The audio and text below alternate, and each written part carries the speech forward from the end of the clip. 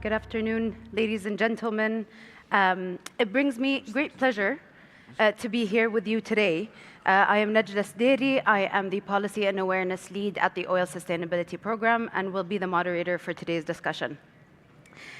Joining me in this very important conversation are a few experts from different fields. What we'll aim to hopefully achieve from this discussion is really truly understanding how can we mitigate climate change, but more specifically, carbon emission. As I had mentioned, I would like to just briefly introduce our fellow speakers, and then we can jump into our conversation. Joining me today, and with great honor, is Dr. Bassam Fattouh. Dr. Bassam Fattouh is the director of the Oxford Institute for Energy Studies and professor at the School of Oriental and African Studies. We are also joined by Engineer Fahad Al-Ajlan. Engineer Fahad is president of the King Abdullah Petroleum Studies and Research Center, also known as CAPSARC. And finally, last but not least, Engineer Faisal Musa. Engineer Faisal is General Manager of the Clean Hydrocarbon Technology Support Department at the Saudi Ministry of Energy. I want to thank you all for being here with me today, and allow me to jump into my first question. To you, Engineer Fahad, CAPSARC played quite an important role with regards to the consumption of the circular carbon economy framework during the Saudi G20 presidency. Can you please just shed some light on the difference between the circular carbon economy model and the more linear approach, especially more specifically to carbon use and emission management, and why is it important? First, let me thank you, Najla, for having me, and it's a pleasure to be here with Dr. Bassam and Faisal on this great panel. So I would like to claim the credit for, coming up with the concept of the circular carbon economy. Unfortunately, I cannot. Actually, my great friend and the previous president of CAPSARC, Adam Szymanski, was actually the force driving this behind. Adam worked with a lot of international organizations, including the IEA, IRENA, and others, to come up with this concept. And the concept is very simple. I think looking at the Paris Agreement, if you look at what has happened there, basically Paris Agreement talked about emission sources and then sinks for those emission sources. And yet the discussion and the narrative has been very focused on reducing emissions rather than abatement. And so how can we reduce emissions? And so the feeling was that if we can bring the concept of the circular economy, which is very popular, in how we can reduce, reuse, the existing resources, and bringing it into this discussion around climate change. It also brings a lot of elements that are also incorporated in the Paris Agreement, which is the common but differentiated responsibility, as well as the concept of national circumstances. So in addition to the reduction, which is important, and which CAPSARC and Saudi Arabia has done a lot when it comes to energy efficiency, renewables, and others, the other three pillars were the recycle, reuse, and remove. So on the recycle and the reuse, it's just using the CO2 in its current format or in other formats into useful applications. And the idea is to bring it to scale. The final pillar, which is the remove, and I think this is critical because if you look at the IPCC report, it says that in order to keep to 1.5 degrees, we need to have removal technologies, and we need to scale them. So the circular carbon economy was basically just trying to frame the existing agreement, Paris Agreement, into certain elements that bring this holistic framework. So this is the idea, and I think CAPSARC worked with the Ministry of Energy during the Saudi presidency of the G20 to get it endorsed and approved by the G20 leaders, which was a major milestone. I think this is what we keep pushing as we go forward as well. Thank you so much, Fahad. And I think now that you have really painted a picture more specifically on the 4 Rs, which is recycle, reuse, remove, and reduce, I think we can also very easily claim that the Kingdom of Saudi Arabia has implemented, put together, really driven a lot of the initiatives that build off of the framework of the 4 Rs. So to you, Engineer Faisal, and maybe more specifically using the Saudi Green Initiative, the Middle East Green Initiative as great examples, what has been done and how are both the government, the private sector, the NGOs, the think tanks working together for the implementation of this framework? Excellent. Thank you, Najla, for having us, and I'm very honored to be with Fahad and Dr. Bassam. I think, as a start, it has been 2 years since the establishment of the SGI and MGI. And there has been a lot of achievements and remarkable achievements over the past 2 years. One of the main or interesting things that we should always remember that the SGI and MGI was really based on the circular carbon economy, and which Fahad had explained. So I would like to call the CCE as the North Star of the SGI and an MGI in the Kingdom strategy. And why is that? Because, as Fahad explained it, it's comprehensive, inclusive approach that takes into consideration all of the above solutions without eliminating any. So it really looks into the local circumstances of the nations and allows you to choose the right option in order to come up with the collective mix that you would lead you to your objective.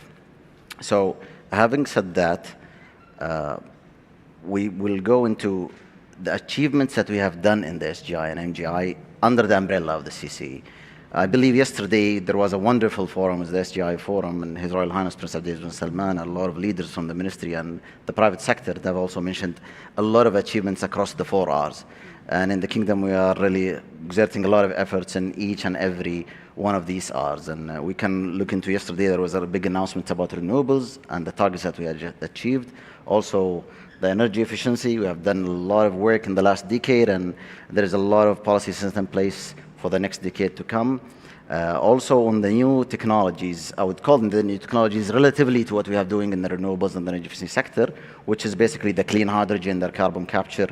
There is already policies set in place, the projects are already starting, so we see a lot of progress going forward. And I believe, honestly, the right answer would be to ask the audience and the people who would visit us here to go and take a look at this wonderful pavilion where we have a great exhibition down there, and there is an update about each and every initiative and what have been done and what's going forward as well. Last but not least, on the involvement of non-government entities, let me call them. I would say, if you look from a distance, without knowing the SGI and MGI, you would think that this is a government-only led, implemented initiative. As a matter of fact, I like to say that actually the government are the orchestrator of the SGI and MGI. And the other players are really playing a major role in achieving the targets. In which form they are involved? They are involved in two forms. Either by leading an initiative itself, similar to the private sector, or by working with the government, where the government leading an initiative, and they are creating an ecosystem of partners around that initiatives, and mainly you will see the NGOs, think tanks, as the players there, and also the academia. So I would say, advice to governments who want to implement the CCE or look into certain initiatives similar to that in nature, it's not government-only driven initiatives, rather it's a collaborative effort from everyone. You are truly correct, and I think it's a good way to think about this with regards to how each of those players really feed into the success of implementing CCE. And there are certain, and some of you might have seen the forum yesterday, there are certain elements within CCE and its framework within the kingdom that we have really driven that change. One of them you had mentioned, which is hydrogen, but also renewables. Another part of it is also carbon capture and sequestration. And I would like to ask you, Dr. Bassam, how can producing countries really adopt CCUS, and how can it really benefit its economic development alongside of it as well? First of all, thank you, Najla, for having me, and I'm really delighted to be sharing this panel with Engineer Fahad and Engineer Faisal. I think, let me just put it a little bit in context. I think one of the advantages, and I would say the beauty of the circular carbon economy, are its inclusivity in at least two ways. First of all, it does not eliminate any of the options, because we know in order to meet climate change, we need all the options on the table. And I think the other key advantage as well is that it allows all countries to contribute to meeting that target, and each starting from a very different position. They have different competitive advantage, and they have different resources. And what that framework, the circular carbon economy, allows for these particular features. And here I would like to give the example of CCS, because if you apologies, because if you think about the oil and gas producing countries, how to deal with the uncertainties which are associated with energy transition. And one of these key strategies is, of course, to diversify their economic base and their sources of income. But in addition to that, to diversification, which many of the oil and gas producing here in the Gulf region have been doing, is to how to increase the resilience and the competitiveness of their oil and gas sector. And I think some elements of the circular carbon economy, particularly CCUS, actually would allow them to achieve that. Because if you look a few years back, the main area of competition was how to develop oil reserves, basically how to look at things like capital discipline, the cost of production. Of course, these are still very important areas of competition, but I think there are new areas of competition which are emerging, and that is how to lower the carbon footprint from oil and gas production. And this is where the circular carbon economy and the CCUS in particular can play a very important role, because if you are able to lower your carbon footprint from oil and gas production and reduce the carbon intensity, then actually you are able to compete and you are able to achieve a premium as well. So this is where CCUS can play a key role in reducing the carbon footprint of oil and gas production. But also if you look at the oil and gas producing countries, they're diversifying into energy intensive industries. And again, this is where the circular carbon economy, or where CCUS can play a very important role in enhancing the competitive advantage of their industrial economies. Also, the CCUS can lead to the development of new sectors and products, for instance, through the utilization of CO2. Think, for instance, the development of synthetic fuels is a clear example. But also CCUS is needed if you are looking into developing blue hydrogen and blue ammonia, and also in linking to some of the key technologies such as direct air capture. So all of these are actually very key elements, and where the circular carbon economy framework is very important is that it allows for all of these countries to build on their competitive advantage to achieve. So that's why when we talk about the energy transition, we're not talking only about one path, we're talking about multiple paths. And I think what the circular carbon economy is actually allows for different countries to pursue different paths. Thank you, Dr. Bassam, and I think you make a couple of very good points, especially with regards to competitive advantage, but also I think it feeds into Fahad's original answer with regards to national priorities and circumstances, and how those could really feed into making sure both the implementation of the framework, but also achieving its goals and targets as a country are attainable. And more specifically, being able to account for progress. And I'd like to move back to you, Engineer Fahad. More specifically, CAPSARC has created the CCE index. And I understand that it tends, as I had mentioned, to look into country progress. But how can you actually give us just a little bit of a flavor of what that CCE index is, and how can it enable collaboration, especially across the different sectors or industries that Engineer Faisal had maybe mentioned?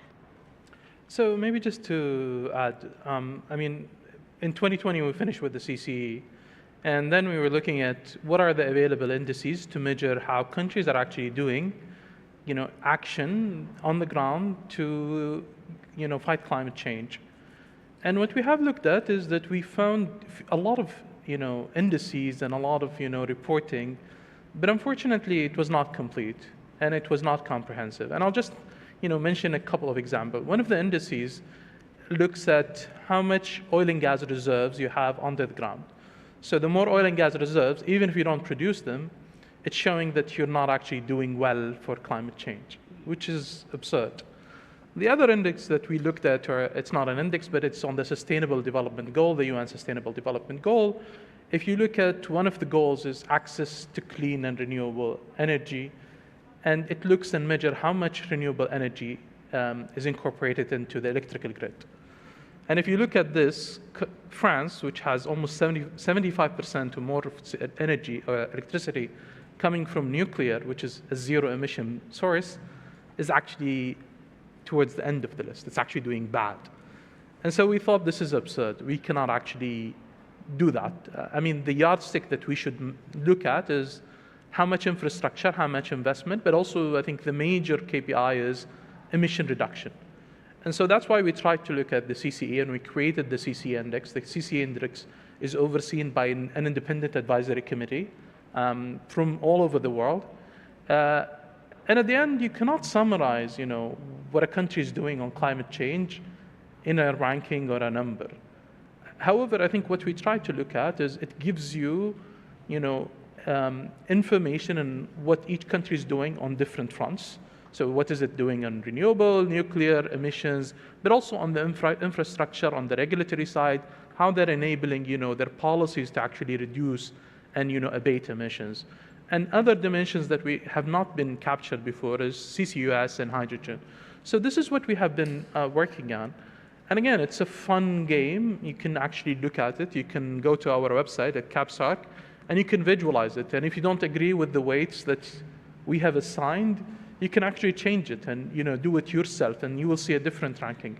So this is our focus, and I think if you look at it, we've been actually measuring how this has been changing. So today we cover about 65 countries, and we're trying to expand the coverage, but those 65 countries represent 90% of the global GDP and more than 90% of global emissions. So we feel that the coverage is good and it's improved, and we want to improve it further.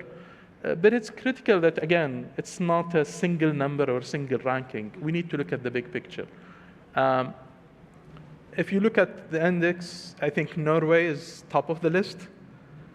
which is showing that they've been doing a lot on climate change, but they've been doing that on offshore wind, but also CCS. Saudi for the 2023 edition, which we're launching actually on the 9th, so this is a sneak peek maybe. It's actually the most improved country in 2023 ranking. And again, these data, because we don't use our own data, we use publicly available data from the World Bank and other institutions. These are backward looking. So this is reflecting the effort that has been done in 2021 and 2022. And so we hope that over the next few years, we will see even more performers who are improving and moving, from being a laggard to, leaders when it comes to climate change. And I think Saudi Arabia in particular, but also the GCC countries are doing very well in that regard. Thank you. Thank you, Fahad. And maybe I'll just shift gears a little bit, because I think, as you had mentioned in the beginning, Engineer Faisal, the ministry or the Saudi government is sort of orchestrating this SGI, MGI from the top. And elements like the CCE index would be quite critical in really understanding how much progress Saudi is making, and not necessarily by a number specifically, but in terms of action. And one of the things that I wanted to tap into was the CCE regional collaboration. Why I keep mentioning the concept of collaboration is because it's quite important in making sure that we're addressing and mitigating climate change. So it's definitely ongoing, but maybe we can shed some light on some of the challenges that also come along something like this. And what can we learn from those challenges, and how can we mitigate it, but also move forward and find solutions for? I'll leave it to you, Engineer Faisal. Thank you, Najla, for the question. Let me first define the CCE regional collaboration for those who haven't heard about it. It's basically an initiative under the Middle East Green Initiative, and it has the ultimate objective of supporting the regional countries in reaching their climate ambitions. So we started the first year of the program with what I call it the prep work. And it's maybe similar to what Fahad and his team have done. I wish we know about it so we could collaborate during that time. We have looked into all the region's NDCs and analyzed them completely, and understand the strength, the weaknesses, the gaps, the areas of improvement that are needed, the ambitions of the countries. So that was a huge, massive work that we have done for all the regional countries. After that, to confirm what we have learned from the NDCs, we have conducted 22 official bilateral meetings with all the governments in the region to verify what we have learned from the NDCs, and also to get more insights, because not everything can be written in the NDC. So you want to get really insights, what is behind the lines, what are really the challenges that they are facing, and how we can really come up with the right mix of outcomes from that analysis. So that was during our first year.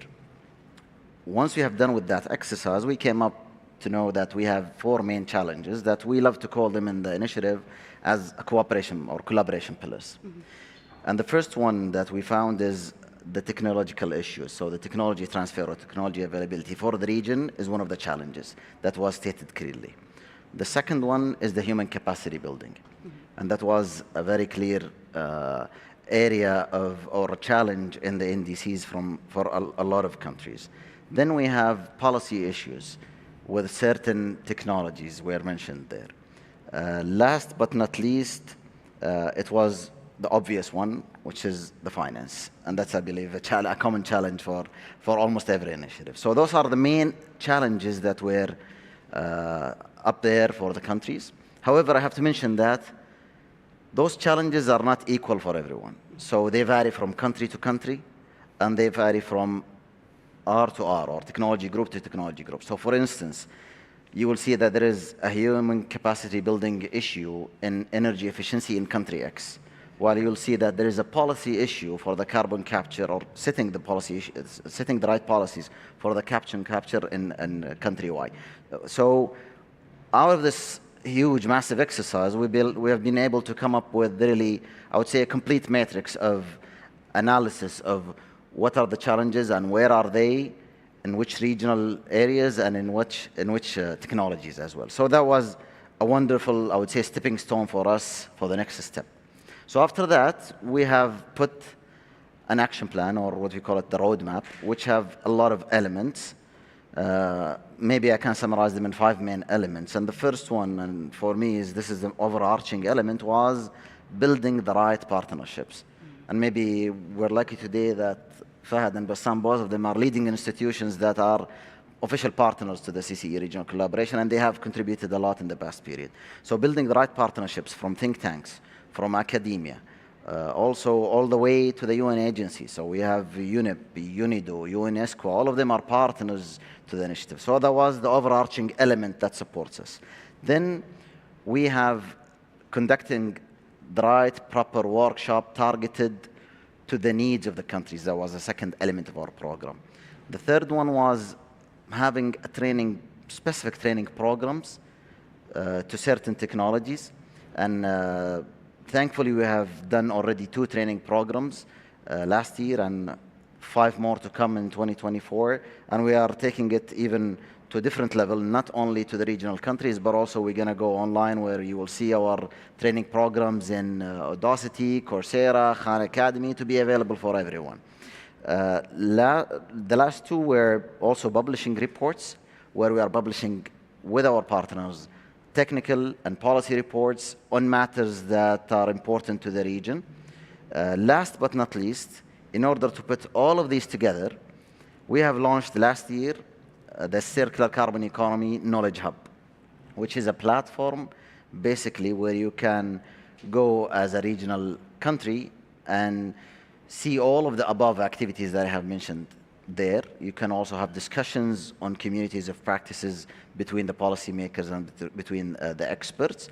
So that's, I would say, the ultimate area where you would go and seek answers to the circular carbon economy implementation.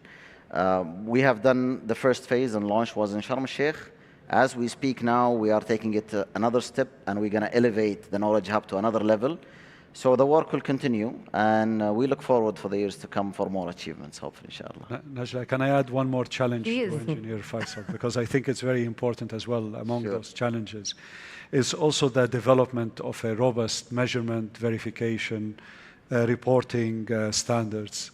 Because in order to enhance the credibility of CCS, it's very important to put in place those standards, and they need to be at the highest level. And I think this region in particular actually has the ability to do that.